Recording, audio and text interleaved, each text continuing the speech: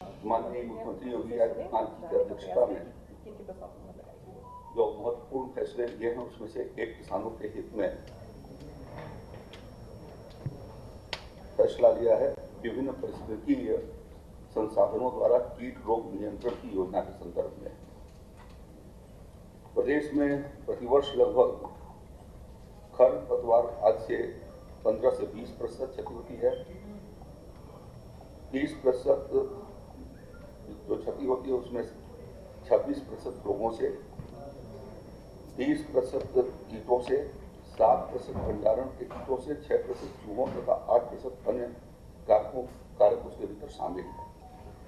इनके लिए एक फसलों से होने वाली क्षति को कम किए जाने के लिए 2022-23 से लेकर के 2026-27 तक के लिए आज मंत्रिपरिषद ने एक योजना की स्वीकृति दी है।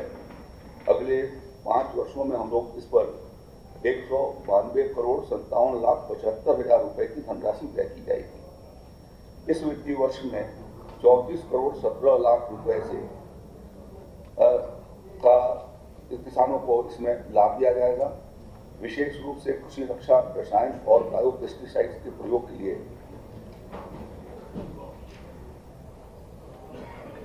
पर्यावरण संरक्षण और विष रहित खाद्यान्न किसानों को उत्पादन हो सके, इसके लिए बायो पेस्टिसाइड और बायो एजेंट्स पर यह हमारी यहाँ राज्य की 9 IPM प्रयोगशालाएं हैं जहाँ पर इनका निर्माण किया जाता है, उत्पादन किया जाता है। उसमें 75% अनुदान पर उनको उपलब्ध कराया जाएगा, जिसमें ट्राइकोडर्मा और ब्यूवेरिया बेसियाना और बायो एजेंट्स शामिल हैं। दूसरा, खरपतवार कीट रोग नियंत्रण के लिए एकीकृत नाशी जीव प्रबंधन के लिए इसमें बीज शोधन के रसायन भी उनको उपलब्ध करवाए जाएंगे।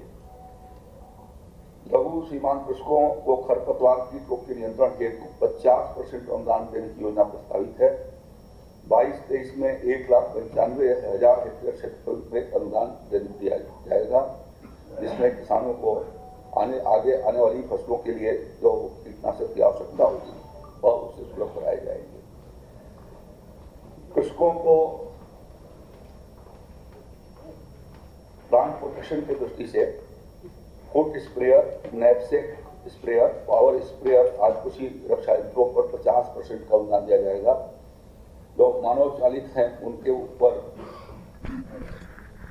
3,000 रुपए की सीमा में 1,500 रुपए का अनुदान प्राप्त होगा और जो पावर से संचालित हैं उस पर 6,000 पर 50% की सब्सिडी यानी 3,000 रुपए पर उपलब्ध होगा।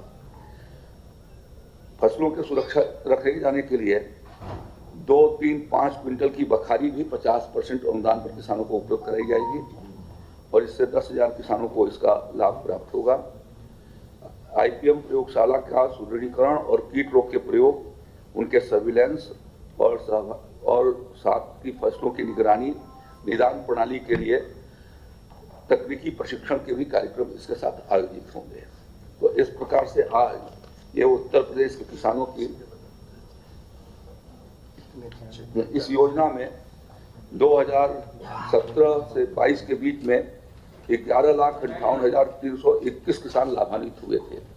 2022-27 तक लगभग 41,42,000 किसानों के लिए इस योजना से उनको आच्छादित किया जाएगा, ये प्रस्तावित किया गया है।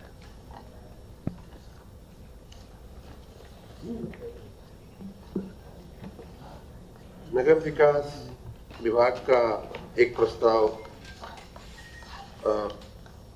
एक नहीं बल्कि 12 प्रस्ताव पास हुए हैं, जिनमें 4 नए नगर निकायों के, नगर पंचायतों के गठन का प्रस्ताव था, जिसमें कुशीनगर की मथौली, देवरिया जिले की हेतिमपुर जो माननीय शाही जी के क्षेत्र में आता है, इनका बहुत आग्रह भी था, अयोध्या की माँ कामाख्या, ये गांव सुनवा है लेकिन वहाँ चूंकि माँ कामाख्या का प्रसिद्ध मंदिर है इसलिए माँ कामाख्या के नाम पे इस निकाय का नाम, नगर पंचायत का नाम रखा जा रहा है। फर्रुखाबाद की संकिसा, इस प्रकार 4 नगर निकायों का, नगर पंचायतों का नया गठन हो रहा है। और इन आपको याद होगा कि जुलाई के पहले 734 नगर निकाय हुआ करते थे, जिनमें 19 नए जुड़े और एक रामनगर बनारस का रद्द हुआ तो 752 रह गए थे। और आज के 4 निकायों के साथ, नवगठित निकायों के साथ कुल संख्या 756 हो जाती है। जहां विस्तार हुआ है उनमें पुनः देवरिया माननीय शाही जी का यहाँ भी बहुत इंटरेस्ट था और इनकी काफ़ी मार्गदर्शन मिला। उसमें देवरिया का नगर पालिका परिषद का हम लोगों ने सीमा विस्तार किया है और अलीगढ़ नगर निगम की सीमा का भी विस्तार किया गया है। जिन नगर पंचायतों का सीमा विस्तार हुआ है उसमें बांदा जिले की बिसंडा है, बाराबंकी जिले की रामनगर है, शाहजहांपुर की अल्हागंज है, कुशीनगर की रामतोला है, लखीमपुर खीरी की धौरहरा है और फर्रुखाबाद की कंपिल है। कंपिल और विशेष रूप से माँ कामाख्या का जो है वो बहुत ही प्रसिद्ध ये जगह है। हाँ, मतलब पुरानी एक संकिसा भी एक पुरातन सिटी है। कंपिल जैसा मैंने कहा कि एक प्राचीन और पर्यटन के स्थल हैं। अयोध्या की माँ कामाख्या बहुत ही प्रसिद्ध मंदिर है। तो इन 3 विशेष क्षेत्रों के विकास और सामान्य रूप से शहरीकरण की प्रक्रिया को माननीय मुख्यमंत्री जी की मंशा अनुसार शहरीकरण की प्रक्रिया को तेज करने के लिए, और आप सबको मालूम है कि देश के और प्रदेश की अर्थव्यवस्था में शहरी क्षेत्रों का बहुत योगदान होता है। तो हम उस योगदान को और भी बेहतर कैसे बढ़ावें, कैसे उसको हम और भी गति दें, इस आशय से इन नए नगर निकायों का गठन और सीमा विस्तार किया गया है। एक महत्वपूर्ण जानकारी आपको दूं जिसका आज मंत्रिपरिषद ने फैसला किया है। वर्षाकालीन पावत सत्र का 19 सितंबर से शुरुआत हो, इसके लिए मंत्रिपरिषद ने आज निर्णय किया है। माननीय श्री राज्यपाल जी के पास उसका रिकमेंडेशन भेजा है।